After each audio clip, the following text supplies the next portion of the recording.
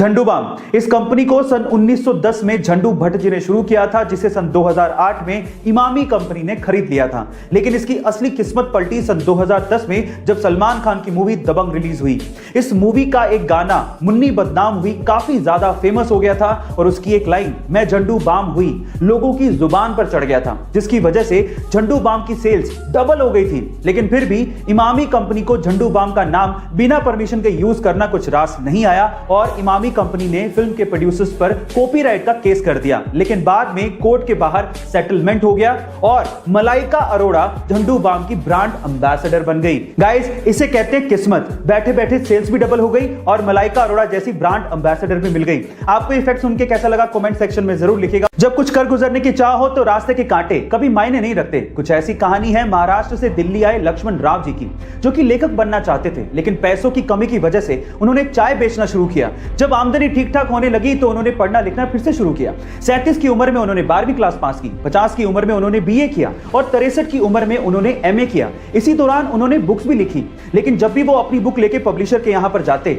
उन्हें बाहर का रास्ता दिखा दिया जाता। लेकिन उन्होंने हिम्मत नहीं हारी, बुक को छापने के रास्ते खुद से निकाले और आज वो 25 से ज्यादा किताबें लिख चुके हैं और उनकी किताबें फ्लिपकार्ट, अमेज़न जैसी साइट्स पर बिकती हैं। लंदन और अमेरिका के बहुत से बड़े अखबारों में, इवन बीबीसी तक में उनके आर्टिकल छपे हैं। आज लक्ष्मण जी को लोग चाय वाला कह के नहीं बल्कि लेखक जी कह के बुलाते हैं। आपको इनकी कहानी सुन के कैसा लगा कमेंट सेक्शन में जरूर लिखिएगा। बहुत से ऐसे आम लोग हैं जो कि अपने खुद के घर का सपना पूरा करना चाहते हैं, लेकिन एक तो प्रॉपर्टी के दाम और ऊपर से उस घर को बनाने का खर्चा, ये पैसा इतना ज्यादा होता है कि उसका सपना सपना ही रह जाता है। लेकिन पर अब शायद अंडर प्रिविलेज लोगों के अपने घर का सपना पूरा हो सकता है, क्योंकि तेलंगाना की 23 साल की सिविल इंजीनियर पेराला मनासा ने इसका एक सॉल्यूशन निकाला है। उन्होंने सीवरेज पाइप्स को यूज करते हुए अफोर्डेबल और ब्यूटीफुल घर बनाए हैं, जिसकी कीमत मात्र 3.5 लाख रुपए से 5.5 लाख रुपए के बीच में है, जिसे मात्र 15 दिनों में तैयार किया जा सकता है। सबसे मजे की बात यह है कि आप अपने घर को कहीं भी मूव कर सकते हैं। गाइस, आपको पेराला मनासा की मेहनत और उनकी ये सोच कैसे लगी कमेंट सेक्शन में जरूर लिखिएगा। जब 1947 में हमारा देश आजाद हुआ था तब $1 1 रुपए के बराबर था।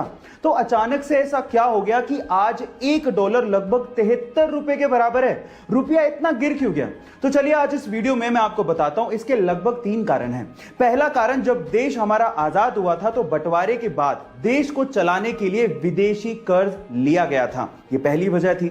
दूसरी वजह यह थी कि चीन और पाकिस्तान के साथ जब युद्ध हुआ तो हमें अपना सैन्य बजट बढ़ाना पड़ गया था और जिसकी वजह से हमें कर्ज लेना पड़ गया था, ये दूसरी वजह थी। और तीसरी वजह यह थी कि इंडिया एक्सपोर्ट से ज्यादा इंपोर्ट करता था, मतलब निर्यात से ज्यादा आयात करता था। तो इन तीनों वजह से हमारा विदेशी कर्ज बढ़ता चला गया और रुपए की कीमत घटती चली गई। गाइस, आपको ये नॉलेज कैसी लगी चैट सेक्शन में जरूर लिखिएगा। और 1 फरवरी 2021 को, यानी कि अभी कुछ ही दिन पहले, हमारे पड़ोसी देश म्यांमार में एक अजीब सी घटना हुई। एक्चुअली हुआ कुछ यूं कि वहां की सेना ने म्यांमार में रातों रात तख्ता पलट कर दिया और वहां के शहरों पे कब्जा कर लिया और राष्ट्रपति समेत बड़े नेताओं को हिरासत में ले लिया गया। लेकिन जब ये तख्ता पलट वहां पे हो रहा था तो वहां पे कुछ ऐसा घटा जिसे सुनने के बाद आप लोग पक्का हंस देंगे।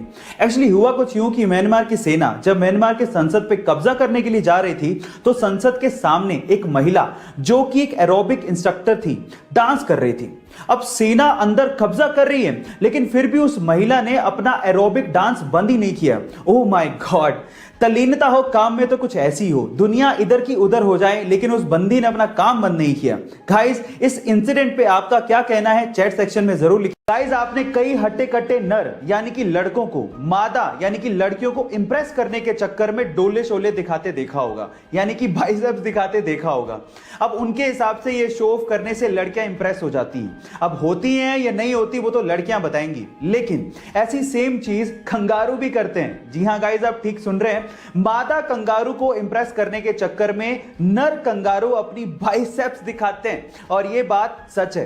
कितना कूल लगता होगा, नहीं गाइस? ये इंटरेस्टिंग फैक्ट जान के आपको कैसा लगा चैट सेक्शन में जरूर लिखेगा। और ऐसे अमेजिंग फैक्ट्स के लिए यूट्यूब पे हमारे चैनल को सब्सक्राइब कर लीजिएगा और अगर आप इंस्टाग्राम पे देख रहे हैं तो मुझे फॉलो करना मत भूलिएगा। मिलते हैं अगली वीडियो में।